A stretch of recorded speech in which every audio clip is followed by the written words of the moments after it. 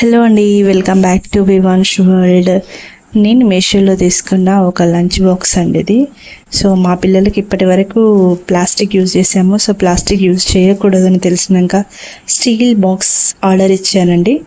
So steel box అయితే చాలా బాగుంది, క్వాలిటీ అయితే చాలా బాగుంది. మీ పిల్లలకు కూడా ఈ లంచ్ బాక్స్ అనేది యూజ్ అవుతుందని రివ్యూ ఇస్తున్నానండి. సో క్వాలిటీ అయితే చాలా బాగుంది. ఒకసారి మీరు కూడా ఈ బాక్స్ని చూసేయండి.